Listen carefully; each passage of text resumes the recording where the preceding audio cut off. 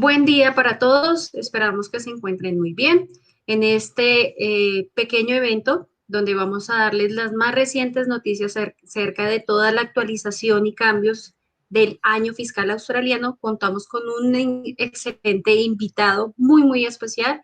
Él es uno de nuestros agentes migratorios. Él cuenta con más de 20 años de experiencia en la construcción y gestión de relaciones de clientes. Cuenta con más de 7 años de experiencia como agente de inmigración. Él es ciudadano australiano de origen peruano y cuenta con cualificaciones en Derecho e Ingeniería de Inmigración de Australia. Él nos viene acá a dar un poco más de parte acerca de todo lo que está sucediendo en Australia gracias a esta actualización de año fiscal australiano. Jorge, buen día, ¿cómo estás? Buenos días, Catherine. Mucho gusto de estar aquí. Claro que sí. Claro que sí, Jorge. Entonces, iniciemos. Cuéntanos qué importantes cambios han anunciado en estos últimos días respecto al cambio de año fiscal. ¿Qué es lo que se espera y qué es lo que viene en estos días? Claro que sí, Catherine. Estamos a las puertas de terminar el año fiscal o el año financiero en Australia. Eh, los años financieros o fiscales en Australia empiezan el 1 de julio y terminan el 30 de junio.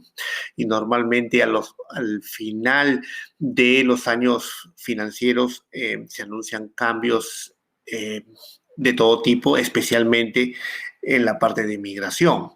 Especialmente este año, porque después de haber tenido 9 años con un gobierno liberal que consideramos de derecha, tenemos un gobierno laboralista o de izquierda. Entonces, este gobierno está enfocado en hacer cambios sustanciales al programa de migración. ¿Qué es lo que tenemos?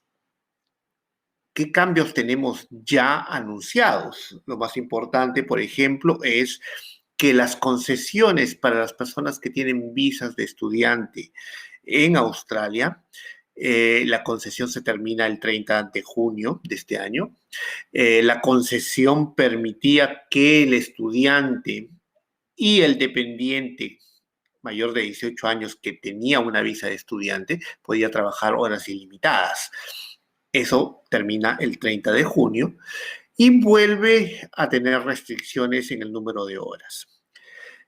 Antes de que se anunciaran estas concesiones, la persona que tenía visa de estudiante estaba autorizado a trabajar un promedio de 20 horas a la semana. Eso ha sido modificado y ha sido incrementado a 24 horas a la semana. Si bien es cierto, ya no puede trabajar a tiempo completo, ahora puede trabajar un promedio de 24 horas a la semana. Él o ella y su dependiente mayor de 18 años. Esos son los anuncios por parte de las visas de estudiante.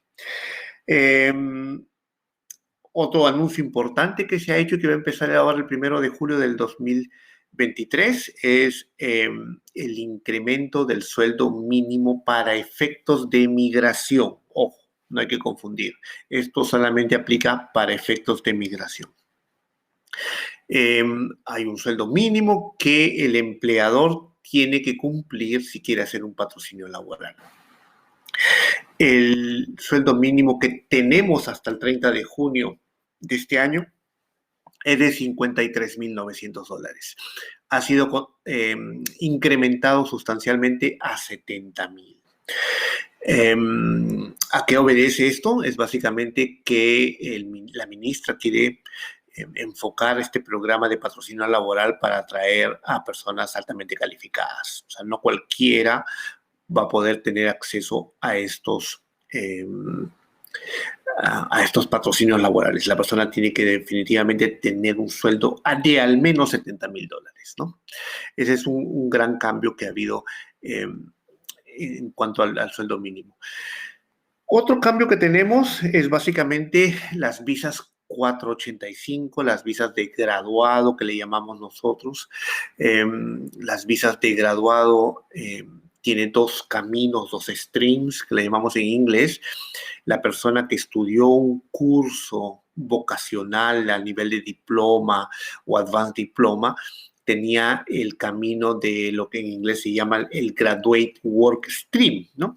Era una persona que tenía que estudiar cursos en Australia de al menos 2 años y tenían que tener al menos un nivel académico de diploma o de advanced diploma o que conduzcan a la validación de una ocupación o un oficio, ¿no? Ejemplo, estaban exonerados de este nivel académico, por ejemplo, las personas que iban a, un ejemplo, las personas que estudian para ser mecánico de autos, ¿no? Tienen un curso que se llama certificado 3 en mecánico de autos y certificado 4 también. O sea, no alcanzaban el nivel de diploma, pero podían tener opción a aplicar a una visa de graduado. Si es que terminaban estos 2 cursos, tenían que haber empezado un proceso de skill assessment, de validación de la ocupación. Esa obligatoriedad de presentar skill assessment fue removido el año que está terminando, como para incentivar que más personas apliquen a esta visa de graduado, porque Australia hace un año necesitaba mucha gente que trabaje aquí en Australia. Entonces, las condiciones se relajaron, ya no era necesario mencionar una ocupación que esté en demanda para que uno tenga acceso a esta visa de graduado. Ahora, esa concesión va a terminar el 30 de junio, definitivamente ya fue anunciado. Y a partir del 1 de julio se va a necesitar que se haga un skill assessment o una validación de la ocupación. Definitivamente ese es un cambio sustancial, ¿no? Estamos volviendo a los temas pre-COVID, ¿no? Entonces, ya las concesiones por COVID se están terminando. Y a raíz del COVID voy a mencionar una visa que es muy popular entre las personas, los estudiantes, que le llaman la visa COVID, que es la visa 408. Muchas personas nos llaman y nos preguntan si es que de verdad va a terminar el 30 de junio del 2023. Y la respuesta es no sabemos. O sea, la visa puede terminar en cualquier momento. No necesariamente tenemos que llegar al 30 de junio, puede ser antes, o puede no terminar el 30 de junio. Puede continuar y puede de repente modificarse en cuanto a la elegibilidad para aplicar esta visa. Entonces, definitivamente es algo que tenemos entendido por gente llegada al gobierno, que es una visa que el gobierno quiere terminar, pero no tenemos fecha de cuándo lo va a hacer. Y por último, hay un anuncio muy importante en el sentido de que personas que trabajan en la industria de cuidado de ancianos, por ejemplo, lo que se llama en inglés el aged care, van a tener acceso a la residencia permanente, ¿no? Esto lo consideran algunos especialistas como un regalo del gobierno para aquellas personas que han estado trabajando en este rubro durante la pandemia y que continúan trabajando en esa industria o ese rubro. Va a ser a través de lo que se llama el Labor Agreement, va a ser lo que se considera un patrocinio laboral por acuerdo entre el empleador y el gobierno, ¿no? Los requisitos para el empleado o para la persona que quiere ser para la persona que quiere ser elegible para participar en este programa, básicamente va a necesitar 2 años de trabajo, ¿correcto? En la industria para una residencia permanente.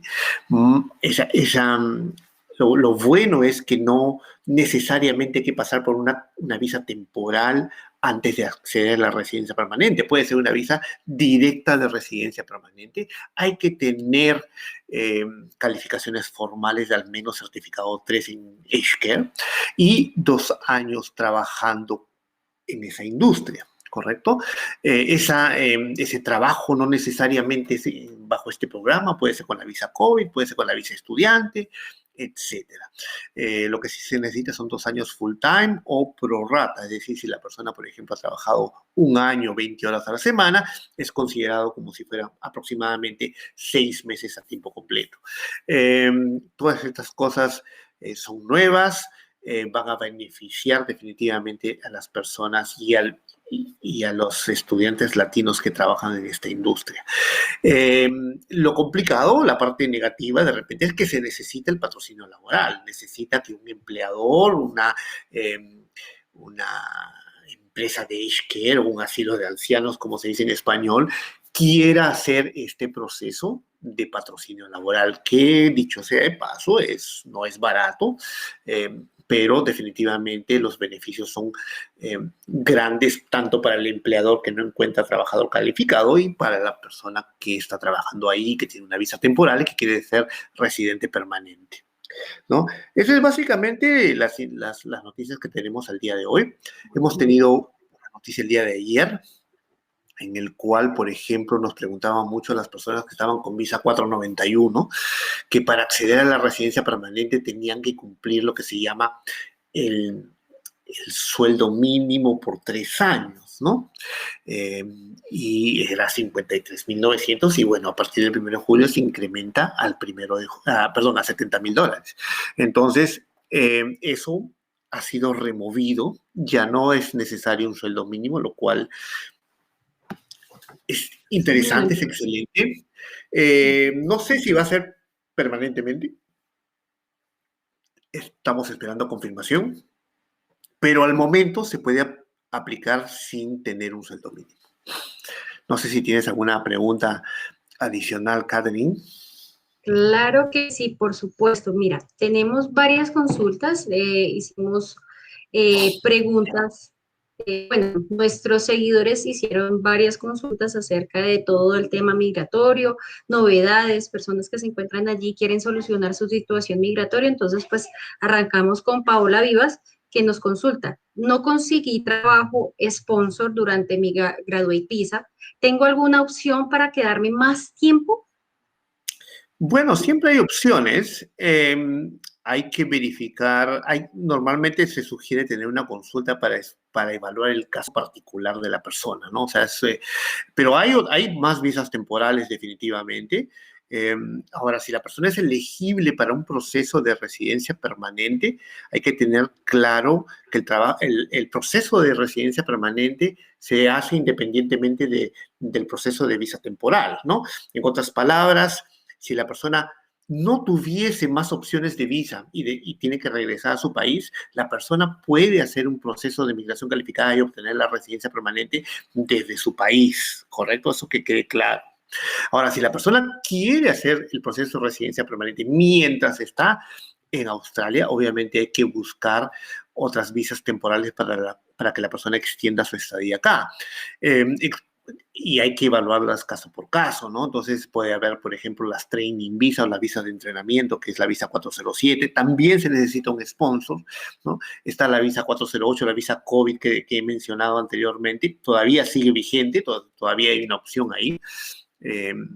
Obviamente hay que tener una visa con derechos laborales actualmente, o sea, ya tiene una visa de graduado, pero hay que tener menos de 90 días de duración de esa visa, o sea, prácticamente estar a menos de 3 meses de que esa visa expire para ser elegibles para aplicar a la visa 408. Entonces, eso puede ser un limitante, por ejemplo, ¿no? Porque si la visa 485, que es la visa de graduado, va a terminar en marzo del 2024, por decirte alguna fecha, ahorita no es elegible, porque está faltando casi 9 meses para que termine la visa.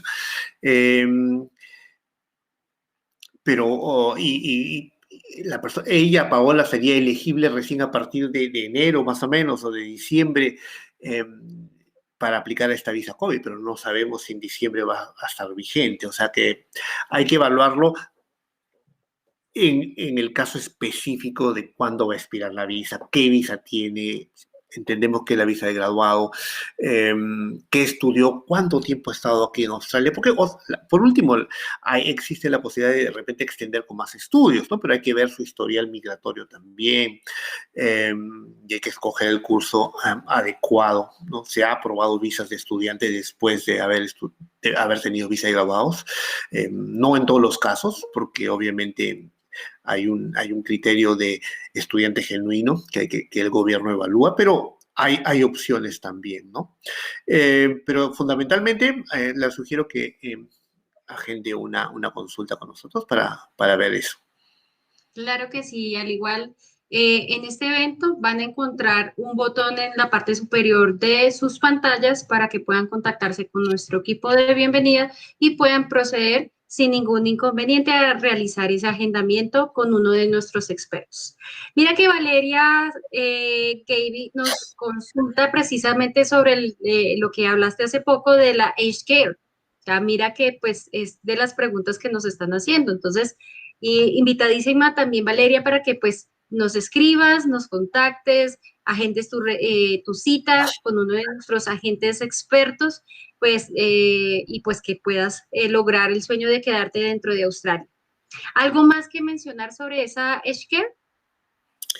Bueno, ella menciona que si va a entrar dentro de la lista de skills. Normalmente una ocupación de Aged Care es considerada no skill o semi-skill. Entonces, dentro de la lista de ocupaciones en demanda, no creo que entre, pero definitivamente tiene opción bajo el programa de Labor Agreement o de acuerdo laboral entre un empleador y el gobierno, ¿no? Entonces, definitivamente ya está disponible, pero no es a través del programa de Skill Migration por puntos, por Skill Assessment, es a través del programa por patrocinio de empleador. Claro que sí, perfecto, Jorge, muchas gracias. André Díaz nos consulta. Hola, quería saber si mecánica de autos está en la lista de demanda de Tasmania. Sí está en la lista de Tasmania, sí está en la Tasmania Occupation List. Estamos, como lo mencioné al principio, al final de un año financiero. Cuando se termina un año financiero, también se termina el programa de nominación para ese año para el Estado. Y cuando lo reabre en unos meses, podría variar las condiciones, ¿correcto? Podría no estar en la lista. Y ese es un riesgo que tiene que asumir definitivamente la persona que tomó una decisión de a dónde se va y a dónde no se va, ¿no? Entonces, puede estar el día de hoy, pero si la persona recién va a estudiar y recién va a hacer su año de experiencia laboral, es un proyecto a 3 años. Entonces, la persona debería pensar, va a estar de aquí a 3 años en vez de preguntar si está ahora, ¿no? Porque las cosas cambian. Totalmente, además que el programa constantemente tienen actualizaciones que son inmediatas, entonces aprovechar ahorita antes de que de pronto suceda alguna novedad. Sabin nos consulta, ¿qué documentación es necesaria para validar la ingeniería civil y maestría? Bueno, son dos preguntas totalmente diferentes. Uno es la validación de la ingeniería civil, es el Skill Assessment para efectos de migración, ¿no? Lo hace una entidad que se llama Engineers Australia o Ingenieros Australia. Básicamente necesita calificaciones formales de ingeniero, es decir, título universitario y certificado de notas traducido oficialmente al inglés. Adicionalmente, la persona tiene que hacer 3 ensayos o 3 narrativas mencionando 3 proyectos de ingeniería en las cuales la persona estuvo involucrado durante su vida, ya sea académica o laboral. No necesariamente tiene que ser como parte de una experiencia de trabajo. Puede ser también una experiencia de estudios, un proyecto de tesis, no sé, un proyecto del 7º semestre, etcétera, ¿no? Lo importante es que en esas narrativas se mencionen las 16 competencias que debe tener un ingeniero de acuerdo a Ingenieros Australia. Adicionalmente, necesita tener un nivel de inglés que se llama competente. Hay que sentarse a dar un examen internacional de inglés y lograr ese nivel. Definitivamente, ese es el proceso para validar la ocupación. Tiene un costo, obviamente, y tiene un proceso de, valga la redundancia, de procesamiento de la aplicación de más o menos 4 meses, ¿no? Se puede pagar un dinero extra para que se lo haga más rápido, ¿no? Y la maestría, o sea, la maestría es un proceso. Cuando me pregunta por la maestría, yo asumo que la persona quiere estudiar una maestría. Cuando quiere estudiar una maestría, hay que hacer un proceso con la universidad que es totalmente diferente a un proceso con Ingenieros Australia, ¿no? O sea, tiene que mandar los documentos a la universidad para que sea admitido y luego empezar una maestría. Definitivamente, si la pregunta va por el lado de que la persona tiene un bachelor degree o un pregrado y una maestría, también ambos deben ser incluidos en el proceso de Ingenieros Australia para que se mencione que la persona tiene maestría también. No hay un beneficio adicional, pero sí es bueno que ambos estudios sean traducidos y enviados a Ingenieros Australia.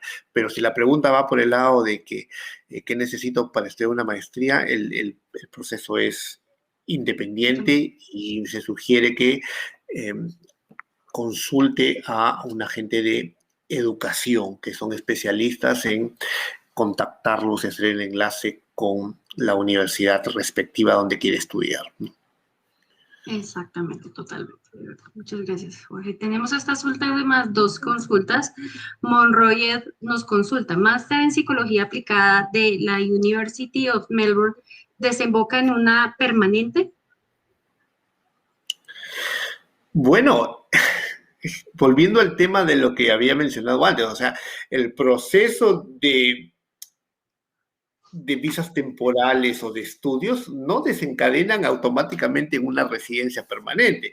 La persona tiene que hacer un proceso de residencia permanente y depende de su ocupación. O sea, las personas que tienen un máster en psicología, asumimos que también tienen un bachelor degree o un pregrado en psicología.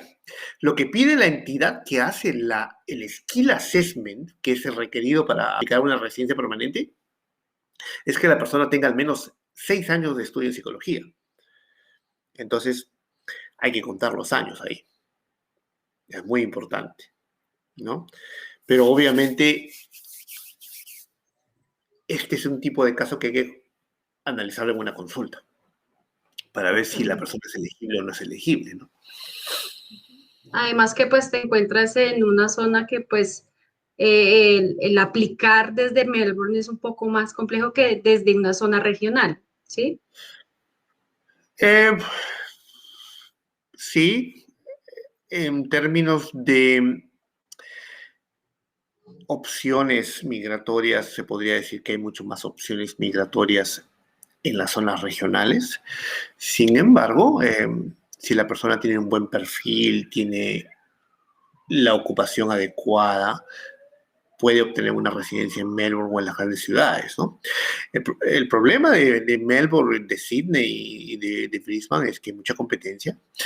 Sin embargo, estas ciudades dan prioridad a ciertos sectores. La psicología puede ser uno de ellos, de repente, porque está dentro del sector de profesionales de la salud, ¿no? Las enfermeras, ¿no? Los médicos. No tienen por qué mudarse de repente a zonas regionales. Aquí también hay opciones en Melbourne, ¿no? Pero si la persona tiene una ocupación promedio que no es tan requerida aquí en Australia, perdón, en Melbourne, la opción de repente tendría más opciones en una zona regional. Excelente, Jorge. Muchas gracias por esa aclaración. Y por último, José Mayor nos consulta, ¿estudiar carpintería es una buena opción para buscar una permanente con los nuevos cambios migratorios? Bueno, no hay nada referente a carpintería con las modificaciones de los cambios migratorios. Definitivamente carpintería es una ocupación en demanda, ¿no? Hay que estudiar 2 años y luego hay que tener más o menos 1 año de experiencia laboral. Es un proyecto a 3 años, ¿no? Que como siempre yo lo menciono, hay el riesgo que en 3 años cambie la cosa, cambie las reglas, pero esta es una ocupación que está en demanda en el mediano y en el largo plazo. Probablemente va a estar en escasez en los próximos 5 a 10 años. Entonces, es una ocupación, es una profesión segura de estudiar, ¿no? Ahora, lo que no quiere decir que todas las personas que estudian carpintería van a obtener la residencia permanente, ¿no? Hay que trabajar el perfil poco a poco, hay que incrementar el nivel de inglés, hay que tener una buena edad, hay que tener una buena cantidad de puntos, hay que estar empleado en esta ocupación, ¿no? Y hay que escoger de repente el estado correcto para hacer los estudios. Pero fundamentalmente lo que yo siempre les digo a nuestros clientes es que no elijan una ocupación porque le va a dar un beneficio migratorio. Elijan una ocupación en la cual se sientan cómodos y se sientan que les gusta, porque no es nada peor que trabajar en una industria que a uno no le gusta. Totalmente, Jorge. Eso sí es la mayor recomendación que se le puede dar a las personas que están pensando en quedarse del todo en Australia. Para cerrar este evento, Jorge, cuéntanos qué recomendación le darías a todos nuestros seguidores que están viendo esta sesión. ¿Qué sería el siguiente paso A? Bueno, fundamentalmente les diría que todos tienen una opción. Es básicamente empezar un proceso. Si la persona no tiene educación, hay que empezar pues con estudiar algo de preferencia aquí en Australia y de preferencia algo que sea que esté en demanda aquí en Australia. Y si la persona ya tiene una profesión en su país y tiene experiencia laboral, cualquiera que sea, puede tener una opción. Hay muchas ocupaciones en la lista de ocupaciones en demanda que pueden ser usadas para migrar como residente permanente aquí en Australia, ¿no? Entonces, el primer paso es de repente tener una consulta para ver si son elegibles o no son elegibles. Y si no son elegibles, ¿qué es lo que tienen que hacer para ser elegibles?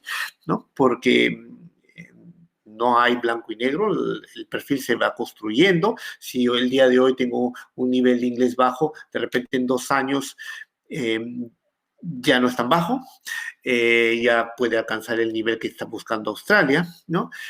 Trabajar en el sentido de conseguir más puntos, porque actualmente tenemos un sistema basado en puntaje, ¿no? Basado en que si la persona es joven tiene más puntos, si la persona tiene un grado académico universitario tiene más puntos que uno que tiene técnico, ¿no? Si la persona tiene más nivel de inglés tiene más puntos, etcétera, etcétera, ¿no? Entonces, todo eso es importante para tener un buen perfil, para ser elegible para aplicar a una de estas visas.